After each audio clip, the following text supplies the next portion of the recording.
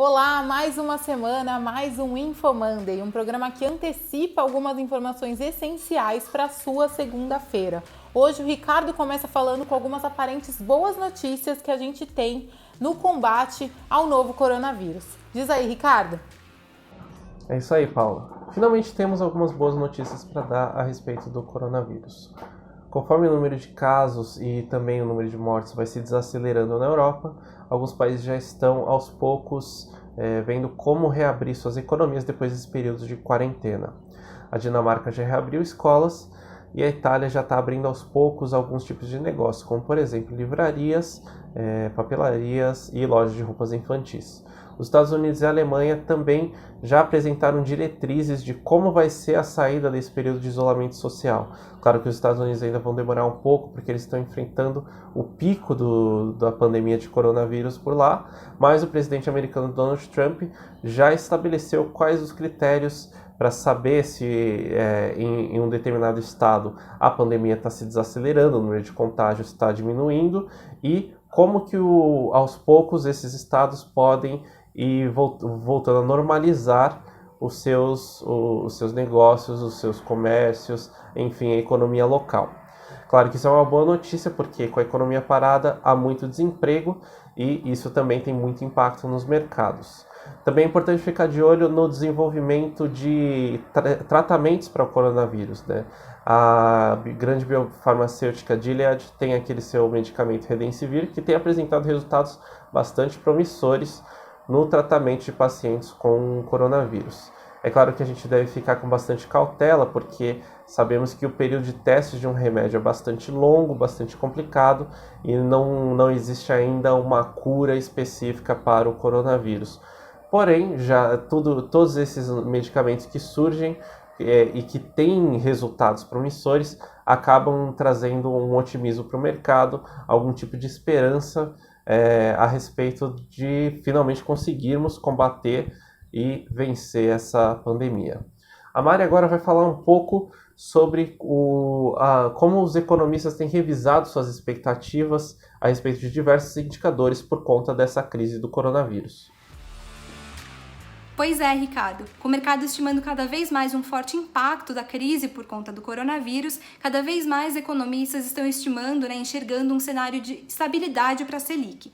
Isso porque, sem um risco inflacionário e com uma economia muito fragilizada, seriam justificáveis novos cortes na taxa básica de juros neste ano, sem necessidade de subir a Selic para o próximo.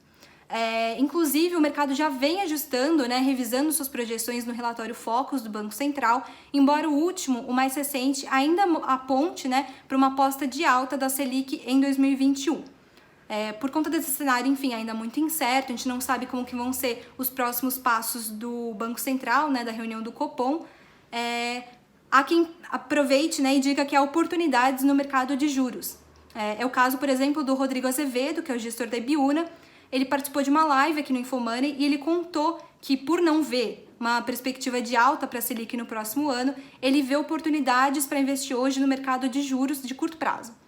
Eu vou deixar a entrevista aqui num link abaixo para vocês poderem conferir. E nessa questão de até que ponto o Banco Central, o Copom, vai cortar os juros, os economistas que a gente consultou para a matéria, eles falam que ainda há uma certa preocupação por parte da autoridade monetária de até que ponto esse corte ele é estimulativo ou contracionista, Então, é por isso que ainda não é tão certo como que o BC vai agir.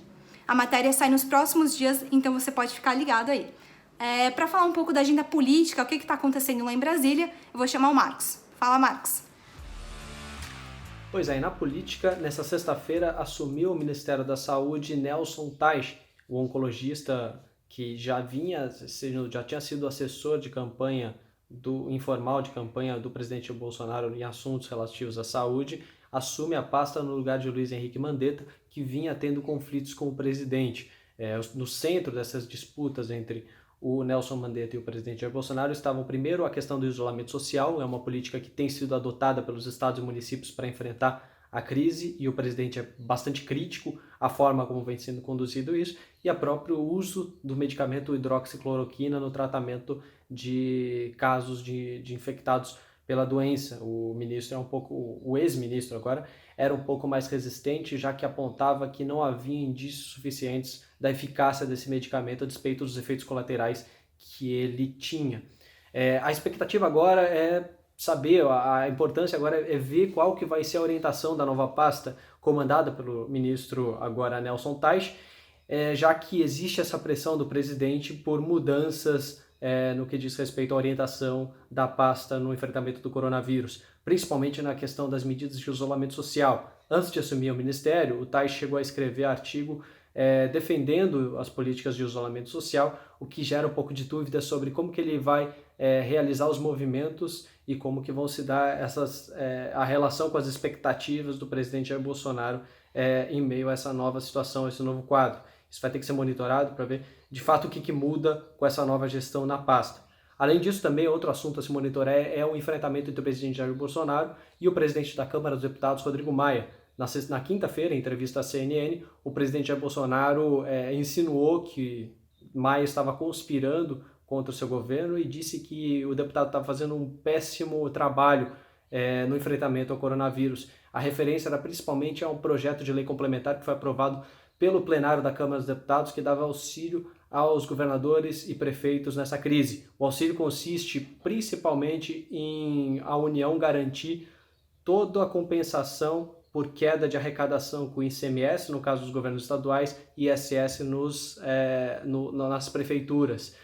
Isso gerou um incômodo na equipe econômica. A equipe econômica está preocupada com os impactos desse projeto e o presidente Bolsonaro já tem feito uma pressão a mais no deputado. O texto foi aprovado na Câmara, está em discussão, vai entrar em discussão no Senado Federal nos próximos dias. O governo tenta fazer algumas modificações no texto. Rodrigo Maia, em resposta ao presidente, às críticas do presidente, preferiu adotar publicamente um tom mais diplomático, dizendo que enquanto o presidente atira pedras, o parlamento joga flores ao governo federal e pregou união nessa situação toda. Mas a expectativa que fica é com relação ao que pode ser feito, o que deve ser feito nos bastidores e na própria agenda legislativa diante dos ataques sofridos. Existe uma expectativa por votação da tramitação de urgência de um projeto de lei de autoria do PL, o partido PL, que impõe a obrigatoriedade de grandes empresas com determinado faturamento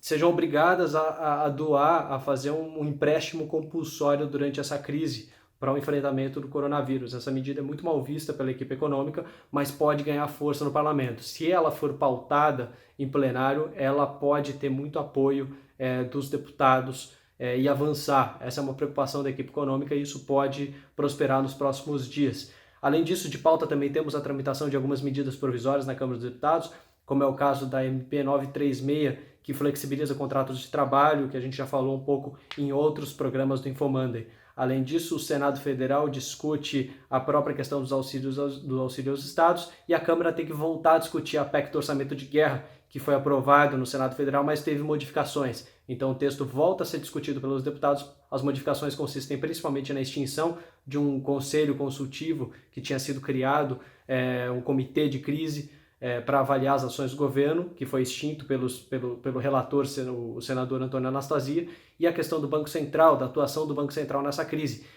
Os senadores delimitaram o que o Banco Central pode comprar em títulos privados e o que não pode, né? Ele delimitou, criou critérios como classificação de risco e as categorias dos títulos privados que podem ser comprados. É muito assunto para acompanhar, a gente vai ficar de olho aqui no InfoMoney, você acompanha a nossa página que vai ficar muito bem informado com o que vai ser publicado ao longo dessa semana. A Paula agora vai explicar um pouquinho sobre as dificuldades que as pessoas têm tido em ter acesso a programas que já foram anunciados e implementados pelo governo no meio dessa crise do novo coronavírus. Diz aí, Paula.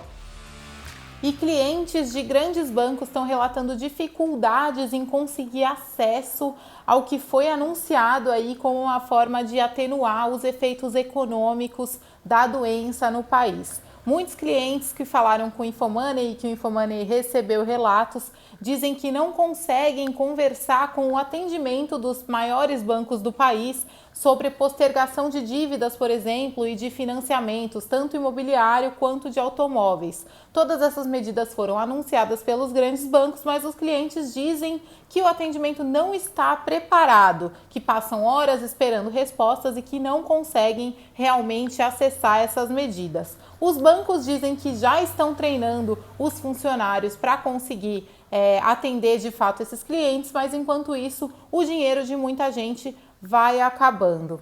Mas para quem tem dinheiro e quer ajudar, o InfoMoney separou uma lista de algumas iniciativas que estão recebendo doações, tanto para ajudar pessoas em situação de vulnerabilidade, quanto hospitais, para compra de máscaras, por exemplo. Essa lista vai estar no nosso site e vai ser constantemente atualizada. Então, se você quiser ajudar, passa lá. O InfoMonday vai ficando por aqui e até a próxima semana.